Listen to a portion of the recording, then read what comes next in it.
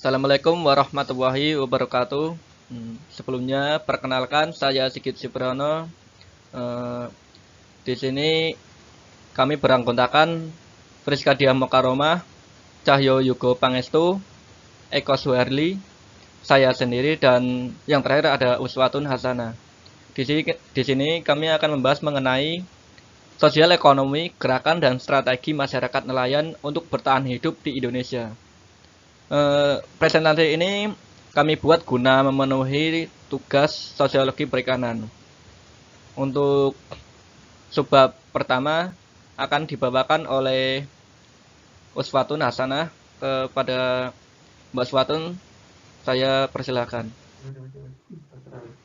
Terima kasih moderator atas waktunya untuk saya memaparkan bab ini. Subbab ini, oke. Di sini saya akan memaparkan tentang aspek sosial ekonomi kaum nelayan. Nah, dapat dilihat Indonesia memiliki sekitar 17.000 pulau bergaris pantai panjang sepanjang 81.000 km.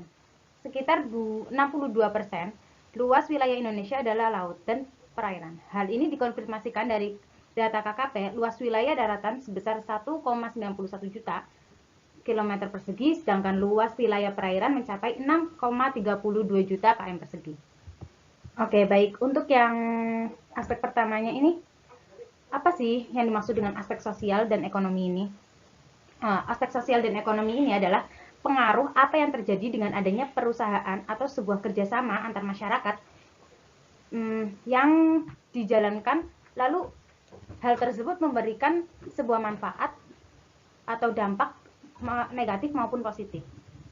Nah, untuk yang keduanya ini, kita harus mengetahui dulu apa yang dimaksud dengan aspek sosial ekonomi dalam kehidupan pesisir. Dalam kehidupan pesisir ini, karakteristik sosial dan ekonominya ini yaitu membawa sebagian besar dari umumnya masyarakat pesisir bermata pencaharian di lautan, yaitu seperti ojek perahu, nelayan, penjual ikan, yang dimana mereka ini memanfaatkan dengan sangat besar sumber daya yang ada di wilayah mereka. Oke, untuk selanjutnya adalah kondisi sosial ekonomi kaum nelayan. Bagaimana sih kondisi sosial ekonomi kaum nelayan ini? Lalu untuk pendapatnya bagaimana nelayan ini? Masih bersifat harian. Karena apa? Karena mereka ini setiap hari ini memancing, lalu langsung dijual ke pasaran. Seperti itu setiap harinya. Nah, lalu yang kedua ini, pendapatan nelayan masih tergantung oleh musim. Karena terkadang ini kan entah itu musim alam maupun musim apa ya? Iya, musim alam maupun musim pasaran gitu loh. Musim pasaran ini maksudnya tuh di mana waktu ikan ini laku dijual, dan ada waktu-waktu tertentu di mana ikan ini tidak terjual semuanya gitu. Terus juga ada juga musim di mana musim panceklik. Di situ mereka tidak bisa berbuat apa-apa. Karena apa? Karena mereka di waktu mereka mendapatkan ikan yang banyak, mereka tidak menabung uang hasil pasarannya untuk dipakai di waktu penceklik, melainkan mereka langsung habiskan di waktu itu. Karena mereka berpikir untuk hari itu ya hari itu, untuk besok itu ya ada untuk besok, seperti itu. Lalu lanjutnya ini tingkat pendidikan yang rendah. Meskipun di sana sudah dimasuki oleh instansi-instansi pendidikan, namun karena pemikiran mereka yang kurangnya apa ya, pengetahuan dari luar, sehingga mereka pikir dengan kehidupannya seperti biasa itu akan mencukupi hari-hari mereka. Untuk selanjutnya itu ekonomi bersifat tukar menukar. Di sana ini masih ada istilah barter. Ketika mereka tidak memiliki sesuatu untuk dimakan maupun sandang pangan atau apapun, mereka bisa menukarnya dengan ikan. Nah, untuk yang ketiga, yang selanjutnya ini ada produk perikanan mudah rusak. Karena apa? Karena mesin-mesin Jepang maupun Cina itu belum masuk ke desa-desa mereka yang masih pedalaman. Baik, untuk pemaparan selanjutnya akan dibawakan oleh Mas Eko Suharli. Kepada Mas Eko Suharli, saya persilahkan.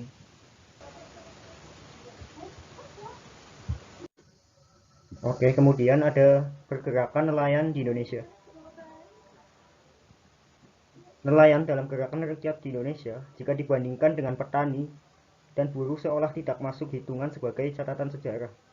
Meskipun dulunya bangsa Indonesia dengan budaya maritimnya dikenal tangguh di laut, dengan keberadaan Kerajaan Sriwijaya dan Majapahit.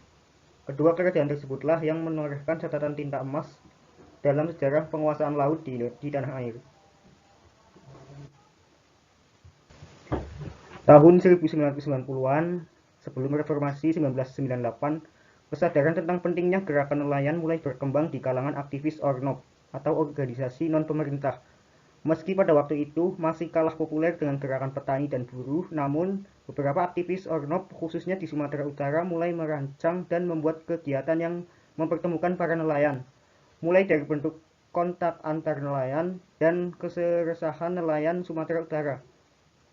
Upaya untuk membangun gerakan nelayan tahun 1990-an yang penuh tantangan telah membawa pengaruh positif munculnya penentangan terhadap secara terorganisir pada tahun 1998 dengan proses yang sudah ada sebelumnya dan atas dorongan kesadaran yang kuat dari para nelayan dari 3 kabupaten di Sumatera Utara, Kabupaten Langkat, Deli Serdang, dan Asahan, maka dibentuklah Sarekat Nelayan Sumatera Utara atau SNSU yang dideklarasikan pada tanggal 14 Juli 1998 sebagai satu-satunya organisasi nelayan yang secara tegas mendeklarasikan dirinya sebagai organisasi di luar bentukan negara. Selanjutnya, pertumbuhan organisasi nelayan meluas seiring euforia reformasi. SNSU sendiri dengan kesadaran pentingnya bangunan gerakan yang kuat telah secara konsisten hadir dan berjuang dengan mengajak nelayan di berbagai daerah di Indonesia untuk berorganisasi.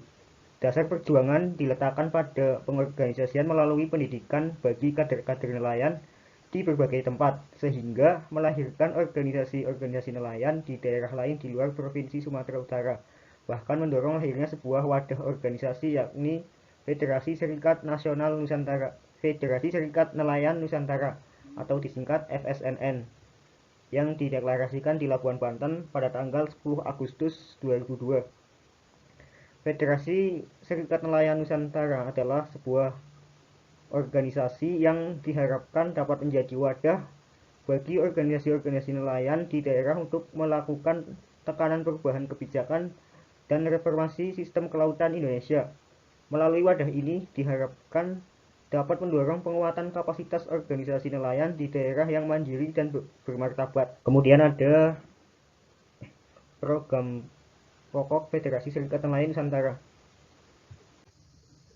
Yang pertama, turut menegakkan pelaksanaan Undang-Undang Perikanan Nomor 45 Tahun 2019 tentang perikanan yang tertuang dalam pasal 9 ayat 1 yang menjelaskan bahwa setiap orang dilarang memiliki, menguasai, membawa, dan atau menggunakan alat penangkapan dan atau alat bantu penangkapan ikan yang mengganggu dan merusak keberlanjutan sumber daya ikan di kapal penangkap ikan di wilayah pengelolaan perikanan negara Republik Indonesia.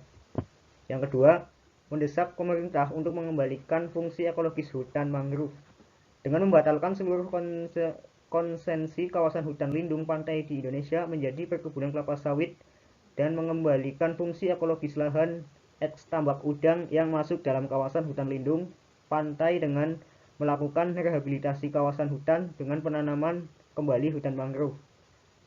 Kemudian yang ketiga, mendorong negara untuk melindungi nelayan menangkap ikan di wilayah perbatasan. Dan juga menentukan tapal batas perairan Republik Indonesia sebagai satu kesatuan dari kawasan Nusantara dan kedaulatan negara Republik Indonesia. Yang keempat, mendorong peran aktif negara melindungi keberlangsungan hidup nelayan miskin.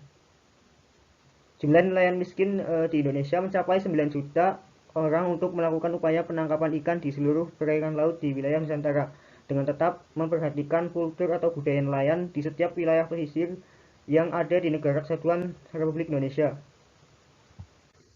Kemudian yang kelima, mendorong peran negara agar tata niaga perikanan dapat berkeadilan dalam menjaga stabilitas harga ikan. Sehingga dalam hal ini kebutuhan ikan dalam negeri lebih dulu diprioritaskan dan membatasi impor ikan yang merugikan nelayan lokal. Yang keenam, mendesak pemerintah agar segera melakukan evaluasi terhadap pengadaan 1000 buah kapal 30 gross ton. Mengapa? Karena dipandang tidak sesuai dengan kebutuhan dan keinginan nelayan. sebab tidak semua wilayah pesisir di Indonesia membutuhkan kapal tersebut, apalagi biaya operasional yang cukup tinggi tidak dapat dipenuhi nelayan, yang pada akhirnya jatuh ke tangan pengusaha dan memperkuat konglomerasi yang menindas kaum nelayan. Kemudian yang terakhir, yaitu yang ketujuh, bersama-sama dengan sektor lainnya membangun kekuatan lintas sektor yang akan mengantarkan kaum nelayan dan rakyat Indonesia mencapai keadilan dan kemakmuran sesuai dengan semangat kemerdekaan bangsa dan negara Republik Indonesia. Lalu strategi nelayan sendiri yang pertama itu ada strategi aktif. Strategi aktif yaitu strategi yang mengoptimalkan segala potensi keluarga, misalnya dengan melakukan aktivitasnya sendiri, memperpanjang jam kerja, terus dengan memanfaatkan sumber atau tanaman liar di lingkungan sekitar dan lain-lainnya. Kemudian yang kedua ada strategi pasif, di mana strategi ini adalah cara bertahan hidup dengan cara mengecilkan atau mengurangi kebutuhan pengeluaran dalam keluarga. Contohnya ialah kebutuhan pakaian, rumah, makanan, dan pendidikan. Dengan tujuan untuk mengurangi pengeluaran keluarga, misalnya pengeluaran pangan, sandang, pendidikan, dan lain sebagainya. Kemudian yang ketiga ada strategi jaringan. Nah, strategi jaringan itu apa? Strategi jaringan itu merupakan strategi bertahan hidup yang dilakukan dengan cara menjalin relasi baik formal maupun dengan lingkungan sosialnya dan lingkungan kelembagaan. Contohnya seperti meminjam uang kepada tetangga, terus misal ada yang mengutang di warung atau toko, kemudian memanfaatkan program kemiskinan, meminjam uang ke rentenir atau bank dan sebagainya. Kemudian cara yang kedua yaitu dengan kebutuhan keluarga. Kebutuhan keluarga yang pertama ada kebutuhan fisiologis, di mana kebutuhan ini adalah keinginan yang paling dasar dan mendesak yang harus segera dilaksanakan atau dipenuhi paling penting oleh masyarakat dalam menjalankan kehidupannya. Kemudian yang kedua, ada kebutuhan akan rasa. Apa sih itu kebutuhan akan rasa? Setelah kebutuhan fisiologi terpenuhi, maka akan muncul kebutuhan lainnya. Salah satunya ialah kebutuhan akan rasa aman yang menjadi kebutuhan setiap masyarakat dalam menjalankan hidupnya. Kebutuhan akan rasa aman ini sendiri akan menyebabkan setiap masyarakat atau manusia itu memiliki keinginan untuk mengamankan pemberian-pemberian yang telah diraih dalam kehidupannya, dan dalam artian mengamankan diri sendiri dari bahaya cedera, ancaman, dan lain sebagainya. Kemudian yang ketiga ada kebutuhan untuk diterima. Setelah kebutuhan fisiologikal dan keamanan telah dicapai, maka keinginan masyarakat yaitu terujuk pada keinginan untuk memperoleh teman. Sebagai makhluk sosial, manusia itu tidak bisa hidup sendiri dalam menjalankan kehidupannya tanpa bantuan orang lain. Manusia juga merasa senang apabila mereka itu dapat diperhatikan dan diterima di tengah masyarakat dimanapun mereka tinggal. Kemudian yang keempat ada kebutuhan untuk dihargai. Kebutuhan ini pada dasarnya merupakan hubungan dan keinginan untuk mempunyai rasa cinta atau menerima perhatian atau perlakuan istimewa, penghargaan dan perhatian dari orang lain. Kebutuhan untuk dihargai itu menunjukkan motivasi untuk diakui, tanggung jawab yang besar atau yang tinggi, dan pengakuan atas kontribusi pada organisasi. Kemudian yang kelima ada kebutuhan aktualisasi diri. Kebutuhan ini ialah kebutuhan dengan tingkatan tertinggi. Ini adalah salah satu kebutuhan untuk mengembangkan potensi yang dimiliki oleh setiap individu, dan kebutuhan yang mengupayakan akan perubahan ke arah yang lebih baik. Mungkin itu saja yang dapat saya sampaikan. Kurang lebihnya saya mohon maaf. Terima kasih. Saya kembalikan ke moderator. Demikian pembahasan kita kali ini mengenai sosial ekonomi, gerakan, dan strategi masyarakat nelayan untuk bertahan hidup di Indonesia. Saya mewakili dari teman-teman memohon maaf apabila ada kekurangan, dan bagi teman-teman yang ingin bertanya, silakan bisa menuliskan pertanyaannya di kolom komentar. Terima kasih. Wassalamualaikum warahmatullahi wabarakatuh.